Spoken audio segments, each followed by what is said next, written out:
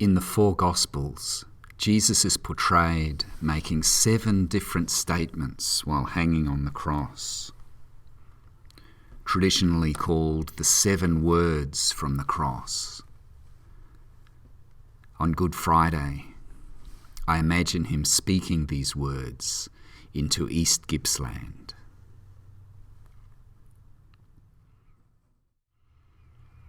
The first word,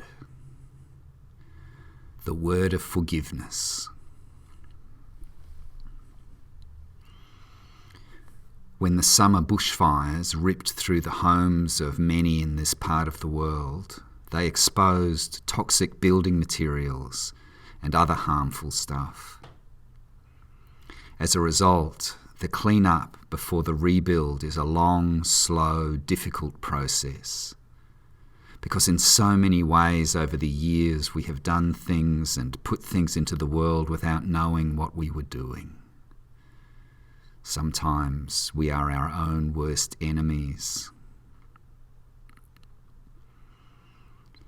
In Luke's Gospel, Jesus demonstrates, even on the cross, what he asks of his followers. Love your enemies and pray for those who persecute you. Might I reserve some of that love for those parts of myself that act without knowing or thinking?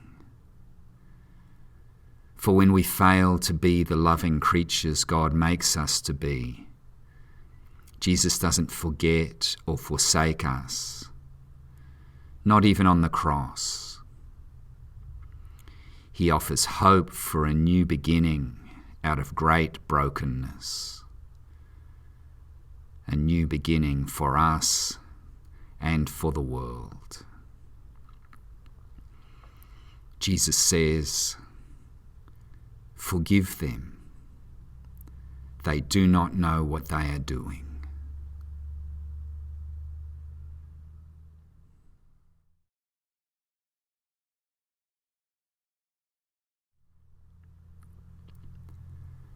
The second word, the word of salvation. The coastal scrub around Malakuta is stark in its lifelessness. Nothing could survive the furnace it went through. But remarkably, a couple of months after the fires, some fragile little tufts of green are appearing. The garden of creation is regrowing, even from this scorched and lifeless ground. A garden also grows in Luke's Gospel as Jesus is mocked and abused on the cross. "Save yourself," the taunters cry. Golgotha is a barren place, inhospitable to new life. But to the one who is willing to see things differently, the criminal hanging next to him, Jesus offers a vision of God's garden. "You will be with me in paradise." Paradise, the garden of God's delight, the new creation of hope, peace, and love. "And you will be with me there today," says Jesus. Because even here in the deathliest place, in fact, in this place above all other places, here where you might least expect it, the garden is growing. Jesus says, "Today you will be with me in paradise."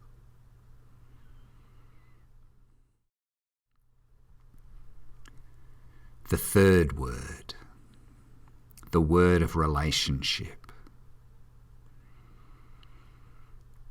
On Raymond Island, beside the Gippsland lakes, I came upon a mother swan sitting on her nest, with a pair of cygnets exploring their new world around her. One of them must have been very recently hatched because he was unsteady on his feet, constantly tumbling over. From time to time, the mother would reach out with her long neck to steady her child. My heart was touched by this beautiful new family. In John's Gospel, Jesus calls a new family into being while hanging on the cross. He entrusts his own mother and his beloved disciple to one another. A new family created in his death, a family that transcends marriage structures and genetics, a family of faith and love for the new creation. In this time of pandemic, our time of separation from each other, here is a pointer to the community of which we are all a part and by which we are all connected. The family of God which transcends space and time.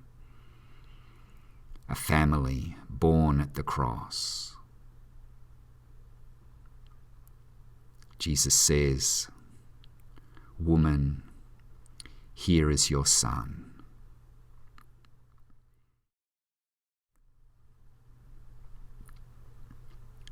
The fourth word, the word of abandonment.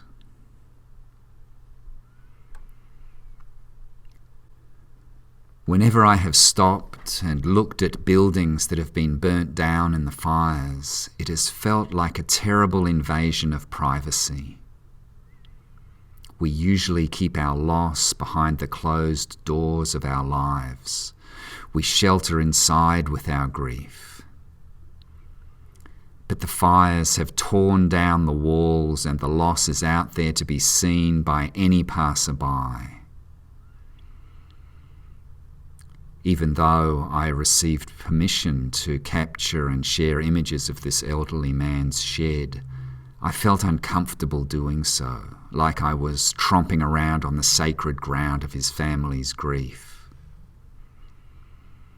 The rain falling felt like the tears of creation. The shed held precious possessions and memories like his prized vintage tractor. And while the beautiful mud brick house, which is mere metres away from this ruin, was saved, so much else was lost. And having to walk past the wreckage every day is hard. It compounds the grief. I see these nails, like the nails through the flesh of Christ into the charred wood of his cross. And I hear him cry, a cry that resounds in everyone and everything that is lost. My God, why have you abandoned me?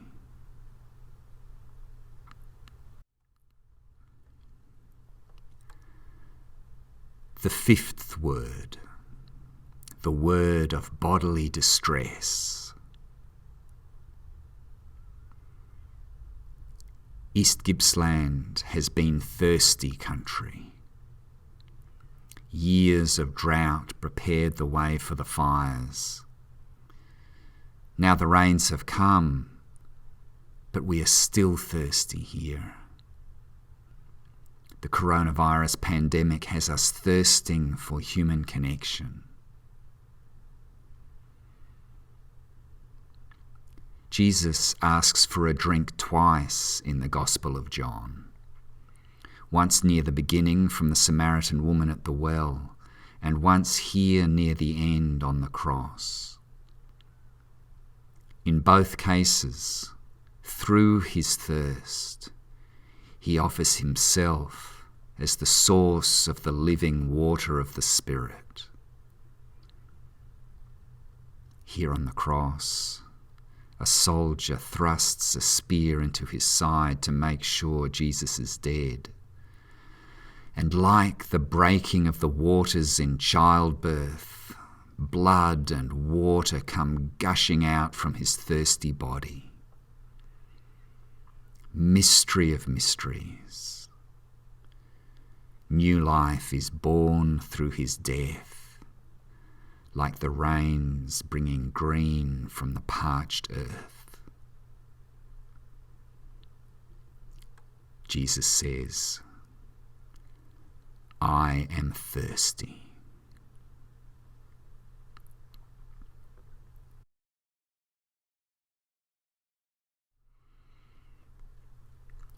The sixth word, the word of completion.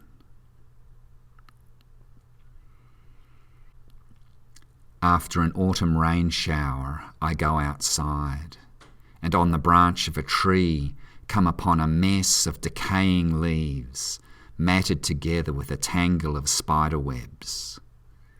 An ugly spider nest. And I would have looked away, but in its messy ugliness, I notice the beauty of raindrops suspended. And then, with the magnifying assistance of my macro lens, I see through the raindrops the beauty of creation around, turned upside down, as if the raindrops themselves contain a new upside-down world. In John's Gospel, Jesus dies with a statement of satisfied completion on his lips. It is finished. I have done it. My work is perfectly completed. Over and out. But seeing him hanging there in the messy ugliness of human suffering, violence, and injustice, I would rather look away. There is no beauty here. But can I see in him the possibility of a world turned upside down, suffering turned to healing, violence turned to peace, injustice turned to love? Could beauty be born here in the last place it might be expected? Jesus says, it is finished.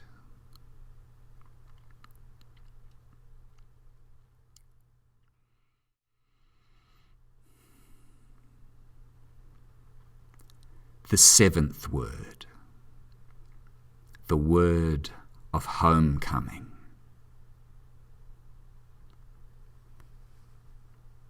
The bushfires silenced the bush.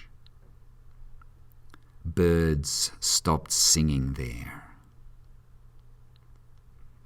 But now, months later, on the margins, from unburnt areas, birds have started to make their way back. This bronze-wing pigeon is perched on a burnt branch in a scorched part of Malakuta, returning from where it came to where it belongs, coming home. On the burnt branch of the cross in Luke's Gospel, Jesus gives up his life with the words of Psalm 31 verse 5, "Into your hands I commit my spirit." A prayer of faith and trust in God from a place of distress. And with these words, Jesus returns from where he came to where he belongs, to his home in the heart of divine love. Not a distant place, but a place right here in the midst of human struggle. May we join Jesus in making the psalmist's prayer our own. Jesus says, "Into your hands I commit my spirit."